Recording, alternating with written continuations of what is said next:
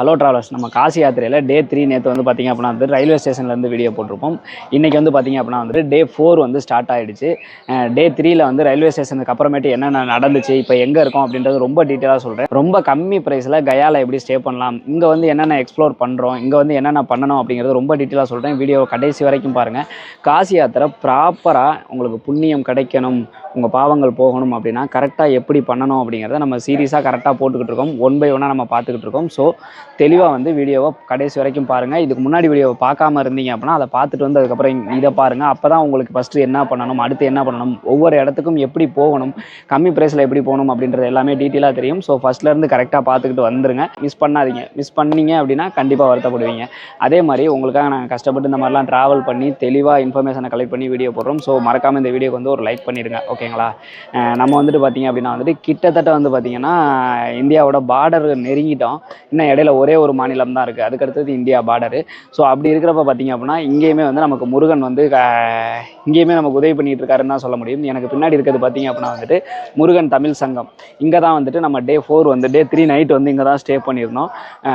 So அதுலேயும் கீழே பாருங்கள் தமிழ் எழுதியிருக்கு. ஸோ இங்கிட்டு வந்து வட மாநிலத்தில் தமிழில் ஒரு தமிழ் சங்கத்தை பார்க்குறது ரொம்ப சந்தோஷமாக இருக்குது. ஸோ நேற்று என்ன நடந்துச்சு அப்படின்றத சொல்லிடுறேன். நேற்று வந்து பார்த்திங்க அப்படின்னா நம்ம பிரயாக்ராஜ் ரயில்வே ஸ்டேஷன்லேருந்து வந்து நம்ம கிளம்பணும். கிட்டத்தட்ட 375 கிலோமீட்டரு. இங்கே வந்துட்டு நம்ம கயா வந்துட்டோம். மிட் நைட்டில் தான் நம்ம கயா வந்தோம். ஃபோனில் எந்த ஃபோன்லையுமே சார்ஜ் இல்லை. ட்ரெயின்லேயும் கொஞ்சம் கூட்டம் அதிகமாக இருந்ததுனால வந்துட்டு நம்மளால் அதை வீடியோ எடுக்க முடியல. ஸோ இங்கே வந்துட்டோம், கயா வந்து இறங்கணும்னா எங்கே வரணும் அப்படிங்கிறதே எங்களுக்கு தெரியாது. அப்போ வந்துட்டு ஆட்டோ டிரைவர்கிட்ட தான் வந்து நாங்கள் போனோம். ரூம் எதுவும் இருக்கா அப்படிங்கிற மாதிரி தேடினோம். நம்ம கூகுளில் செக் பண்ணாலே வந்துட்டு இந்த அட்ரஸை காமிச்சிச்சு. ஆட்டோ டிரைவரும் வந்து இந்த மாதிரி தமிழ் சங்கம் இங்கே இருக்குது அப்படிங்கிற மாதிரி காமிச்சாங்க. ஆனால் இங்கே வந்தால் விடுவாங்களா என்ன அப்படிங்கிறது எங்களுக்கு தெரியாமல் இருந்துச்சு. இங்கே வந்து நாங்கள் விசாரித்தோம். ஒன்றும் பிரச்சனை இல்லை, நீங்கள் தங்கிக்கங்க அப்படின்ற மாதிரி சொல்லிட்டாங்க. இதோட லொக்கேஷனை வந்து நான் இங்கே டிஸ்கிரிப்ஷனில் கொடுக்குறேன். நீங்கள் இங்கே வந்தீங்க அப்படின்னா, கயா வந்தீங்க அப்படின்னா கண்டிப்பாக இங்கே தங்கலாம், ஓகேங்களா? எந்த பிரச்சனையும் இல்லை, நீட்டாக தான் இருக்குது. நிறைய பேர் வந்து தங்குறாங்க. ஆனால் எப்படின்னா மண்டபம் மாதிரி கட்டி விட்ருக்காங்க. ஸோ வந்து நீங்கள் அமௌண்ட்டு கொடுத்துட்டு நீங்கள் அதில் தங்கிக்கலாம். நிறைய பேர் உங்கள் கூட தங்குவாங்க. அவங்களோட நீங்களும் தங்கிக்கலாம். நமக்கு என்ன குளிச்சுட்டு ஃப்ரெஷ்ஷப் ஆகிறதுக்கு தானே. ரூமோட ப்ரைஸ் பார்த்திங்க அப்படின்னா வந்துட்டு அவங்க 1000 ருபீஸ் கேட்டாங்க. நம்ம வந்து 800 தான் கொடுத்தோம். ஆட்டோவுக்கு பார்த்திங்க அப்படின்னா வந்துட்டு 150 வந்து பே பண்ணோம். அடுத்ததாக பார்த்திங்கன்னா இங்கே குளிக்கிறது, அது காலையில் பயங்கர பனியாக தான் இருக்குது, கொஞ்சம் குளிராக தான் இருக்குது. அதனால் சுடுதண்ணியில் வந்து வாங்கி குளித்தோம். சுடுதண்ணிக்கு வந்துட்டு 30 ரூபா வந்து கேட்குறாங்க. அந்த குரூப்பாக வர்றாங்க பார்த்தீங்களா, அவங்க வந்து சமைச்சு அவங்க சாப்பிட்றாங்க. நம்ம சாப்பாடு கேட்டால் இங்கே சாப்பாடு நமக்கு தரமாட்டாங்கன்னு நினைக்கிறேன். ஸோ நம்ம இங்கே வந்து நீங்கள் சாப்பிட்ற மாதிரி இருந்தால் வெளியில் தான் சாப்பிட்டுக்கணும். தங்குற இடம் மட்டும்தான் தராங்க. டீ வந்து எல்லா இடத்துலையுமே வந்து விற்கிறாங்க. 10 ரூபா காசு கொடுத்தா டீ தந்துடுறாங்க. சாப்பாடு மட்டும் நம்ம வெளியில் தான் சாப்பிட்டுக்கிற மாதிரி இருக்கும். ஸோ அந்த மாதிரி தங்கிக்கலாம். தங்கிக்கிட்டு நம்ம குளித்து ஃப்ரெஷ்ஷப் ஆயாச்சு. இங்கே தான் வந்துட்டு பார்த்திங்க அப்படின்னா வந்துட்டு கயாவில் தான் தர்ப்பணம் கொடுக்கறது வந்து ரொம்ப ஃபேமஸ். அதுவும் பெண்களுக்கு வந்து இங்கே தான் வந்து தர்ப்பணம் கொடுக்கணும் அப்படிங்கிற மாதிரி சொல்கிறாங்க. இங்கே தர்ப்பணம் கொடுத்துட்டு ஆண்களுக்கு நீங்கள் காசில் கொடுக்குறதுனா கொடுத்துக்கலாம். ஆனால் பெண்களுக்கு இங்கே தான் தர்ப்பணம் கொடுக்கணும். அதே மாதிரி இறந்த பெண்கள் எல்லாமே வந்து இங்கே தான் வருவாங்க அப்படின்ற மாதிரி சொல்கிறாங்க. அதே மாதிரி வந்து இந்த பூமியில் தான் வந்து பார்த்திங்க அப்படின்னா இது வந்து ரொம்ப வறட்சியான பூமி, பாவங்கள் வந்து சுமக்கிற பூமி அப்படிங்கிற மாதிரிலாம் சொல்கிறாங்க. இன்னும் நம்ம எக்ஸ்ப்ளோர் பண்ண ஆரம்பிக்கல. நைட்டு தான் வந்திருக்கோம். இனிமேல் தான் எக்ஸ்ப்ளோர் பண்ண ஆரம்பிப்போம்.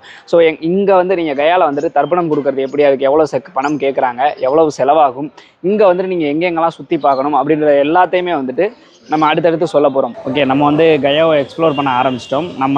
நம்ம தங்கின இடத்துலேருந்து இங்கே ஃபுல்லாகவுமே ஆட்டோவாக தான் இருக்குது. டோட்டலாக வந்து இங்கே 4லேருந்து 5 பிளேஸ் வரைக்கும் சுற்றி காமிக்கிறதுக்கு வந்துட்டு அமௌண்ட் பார்த்திங்க அப்படின்னா வந்துட்டு ஒரு தலைக்கு வந்துட்டு 100 ருபீஸ் கேட்குறாங்க. பார்கெயின் பண்ணுங்கள்.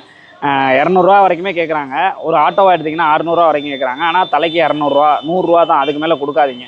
ஸோ இந்த இடத்தோட வரலாறு என்ன, அதாவது இந்த கயாக்கு ஏன் வரணும் அப்படின்றத அந்த இடத்துல இருந்தே நம்ம சொல்ல போகிறோம். இந்த மாதிரியான இன்ஃபர்மேஷன்லாம் தெரிஞ்சுக்கணும்னா மறக்காம நம்ம சேனலை சப்ஸ்கிரைப் பண்ணி வச்சுக்கோங்க. உலகத்திலேயே பெண்கள் தர்ப்பணம் கொடுக்குற ஒரே இடம் இங்கே மட்டும்தான். இங்கே வந்து பார்த்திங்க அப்படின்னா நீங்கள் தர்ப்பணம் கொடுக்கறதுக்கு வந்துட்டு யார் வேணாலும் தர்ப்பணம் கொடுக்கலாம்.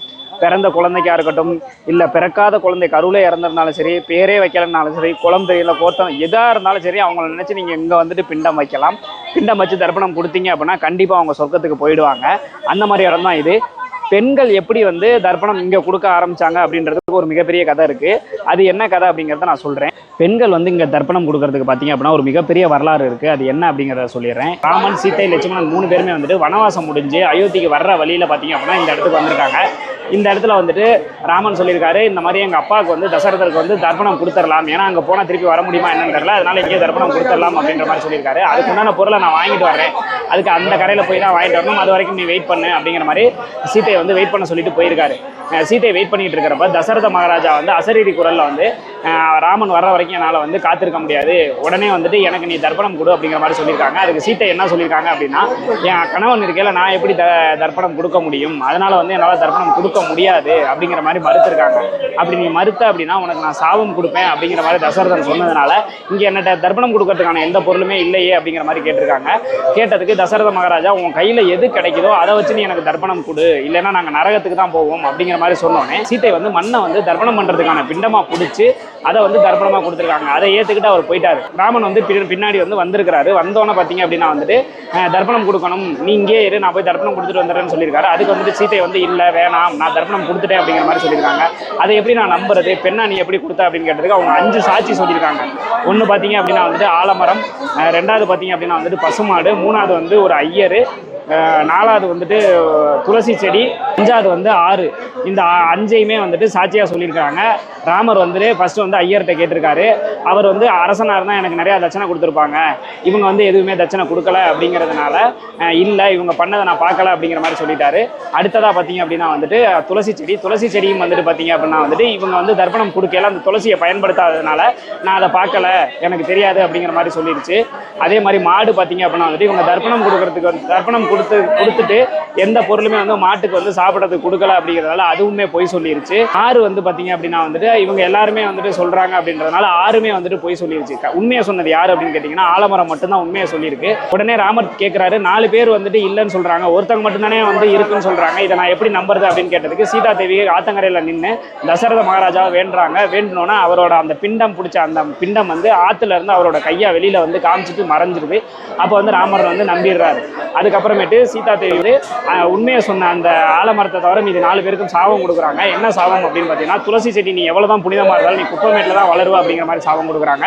அடுத்ததாக மாடு, உன்னை வந்து இனிமேல் மூஞ்சிக்கு நேரம் யாரும் கும்பிட மாட்டோம் அப்படிங்கிற மாதிரி சாபம் கொடுக்குறாங்க. அதனால தான் வால் பகுதியில் வந்து இன்றளவுமே வந்து மாடை கும்பிட்டுக்கிட்டு இருக்கிறாங்க. அடுத்ததாக பார்த்தீங்கன்னா ஆறு, இந்த ஆறு வந்து நீ எவ்வளோதான் தண்ணி வந்தாலும் இமீடியட்டாக உடனே வந்து நீ வத்தி போயிடுவ அப்படிங்கிற மாதிரி சொல்கிறாங்க. அதே மாதிரி இன்றளவுமே இந்த ஆறில் தண்ணி வந்துச்சு அப்படின்னா 2-3 நாள்லேயே வத்தி போயிடும். ஆனால் தோண்டினா அடியில் வந்து தண்ணி இருக்குது, நீங்கள் தண்ணி வேணும்னா தோண்டினா தான் தண்ணி எடுக்க முடியும், இந்த மாதிரி ஒரு சாபத்தை கொடுக்குறாங்க. ஐயருக்கு என்ன சாபம் கொடுக்குறாங்க அப்படின்னு பார்த்தீங்கன்னா, இனிமேல் வந்து நீ கடைசி வரைக்குமே வந்து உனக்கு திருப்தியே அடைய மாட்டேன், கடைசி வரைக்கும் நீ கையேந்திக்கிட்டே தான் இருப்ப அப்படிங்கிற மாதிரி ஐயருக்கு உங்கள் வம்சமே இப்படி தான் இருக்கும், உங்கள் குலமே இப்படி தான் இருக்கும் அப்படிங்கிற மாதிரி சாபம் கொடுக்குறாங்க. இது எல்லாமே இன்றளவுமே வந்து நடைமுறையில் இருக்குது. இந்த இடத்துல பெண் சீதா தேவி வந்து தர்ப்பணம் கொடுத்ததுனால எல்லா பெண்களுமே இங்கே வந்து தர்ப்பணம் கொடுக்க முடியும். அது மட்டும் இல்லாமல் அந்த ஆலமரத்துக்கு வந்து ஒரு வரம் கொடுக்குறாங்க. அது என்ன அப்படின்னு கேட்டிங்கன்னா, நீ வந்து உண்மையை சொன்னதுனால எப்பயுமே இங்கே நீ வந்து எல்லாருமே யார் தர்ப்பணம் கொடுத்தாலும் அவங்க எல்லாருக்குமே நீ சாட்சியாயிரு அப்படிங்கிற மாதிரி சொல்கிறாங்க. அதே மாதிரி இன்றளவுமே அந்த ஆலமரம் வந்து சாட்சியாக இருந்துகிட்டு இருக்குது. இங்கே நீங்கள் வந்தீங்க அப்படின்னா தர்ப்பணம் கொடுக்கலாம். தர்ப்பணம் கொடுக்கறதுக்கு வந்துட்டு காசு நிறையா வாங்குறாங்க. நீங்கள் குழுவாக சேர்ந்து தர்ப்பணம் கொடுத்தீங்க அப்படின்னா கொஞ்சம் அமௌண்ட் கம்மியாகுது. நாங்கள் குழுவாக சேர்ந்து தர்ப்பணம் கொடுத்தோம், அதுக்கு வந்து பர்சனுக்கு வந்து 700 வாங்கினாங்க. தர்ப்பணம் கொடுத்தோம்னா இங்கே வந்து பார்த்தீங்க அப்படின்னா ராமரோட ஒரு பாதம் மட்டும் இருக்குது, அது உண்மையான பாதம் அப்படிங்கிற மாதிரி சொல்கிறாங்க. அதை வணங்கணும். நம்ம தர்ப்பணம் கொடுத்து நம்ம முன்னோர்கள் எல்லாத்துக்குமே 4 கிழமை எதுவுமே பார்க்க தேவையில்லை, நம்ம சொந்த பந்தம் எல்லாருமே கொடுக்கலாம், யாருக்கு வேணாலும் கொடுக்கலாம். தர்ப்பணம் இங்கே கொடுத்தீங்க அப்படின்னா கண்டிப்பாக வந்து அவங்களுக்கு வந்து சொர்க்க பதவி கிடைக்கும் அப்படின்ற மாதிரி நம்புகிறாங்க. அமௌண்ட்டு தான் கொஞ்சம் அதிகமாக இருக்குது. ஆனால் நீங்கள் காசி யாத்திரை வந்தீங்க அப்படின்னா கண்டிப்பாக இந்த இடத்துக்கு வந்து உங்கள் முன்னோர்களுக்கு தர்ப்பணம் கொடுத்துட்டு போகிறது ரொம்ப ரொம்ப நல்லது.